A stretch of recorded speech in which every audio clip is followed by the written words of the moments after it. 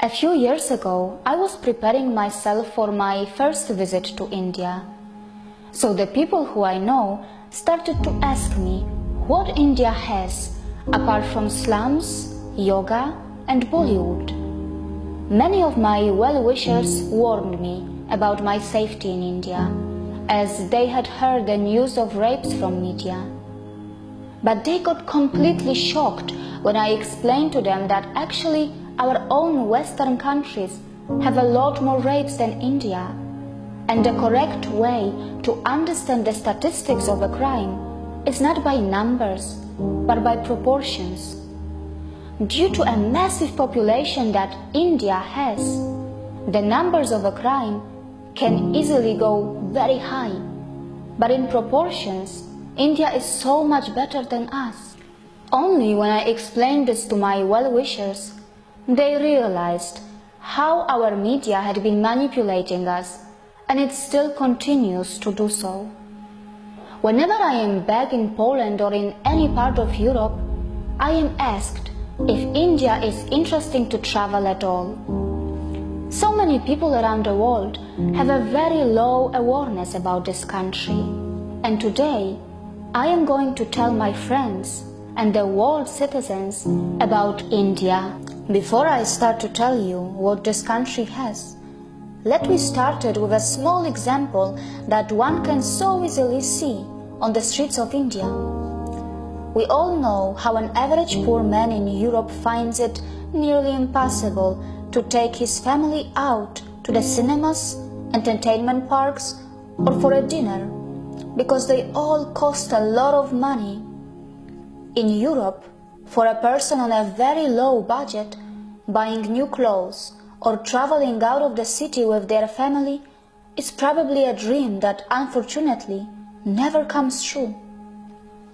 The truth is that for most of the people in Europe who have less money, eating out is mostly restricted to kebabs or just buying a bread from a supermarket, because the lifestyle in Europe is such that there are just not too many options for a poor.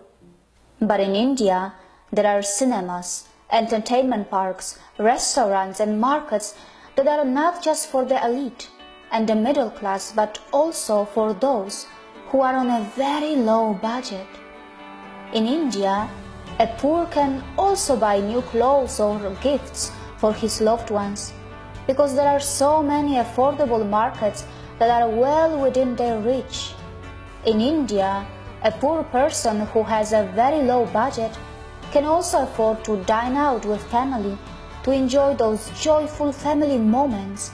And trust me, in such affordable markets, they are also selling exotic Chinese food or even an Italian pasta. How many poors in Europe can afford exotic multi-cuisine meals or a travel within their country in trains or buses? In India, there are just so many types of options and lifestyles which come in all kinds of budgets.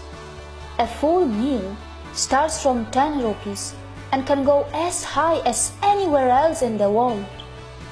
There are multiple price categories in buses, trains, its cinemas, and in everything else to suit everybody's budget. And just to let you know, all these businesses make profits too. The super low cost and affordable markets of India are also visited by the middle class people, and many times even the richest, because they got a good bargain or they just love the atmosphere of such places that are so full of life and energy.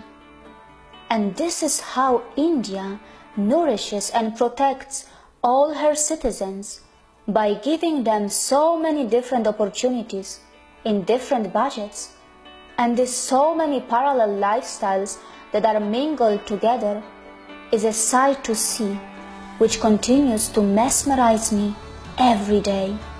I like to travel in India because it has a plenty to offer.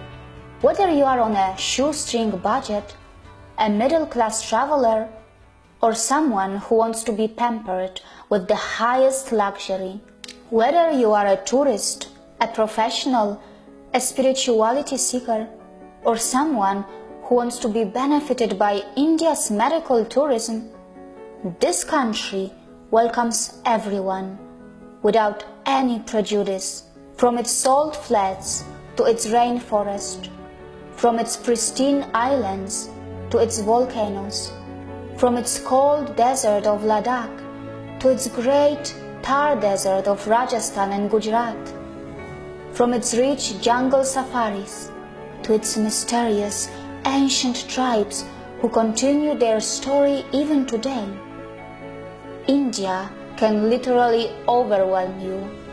And the story goes on in the tea and coffee plantations of its northeast and its south, and also in its beaches of the 7,000-kilometer plus coastal line. Feel the intensity of the famous Chadar trek in the mighty Himalayas, or see how the life manifests in the freezing temperatures of Tawang, or simply admire its hundreds of waterfalls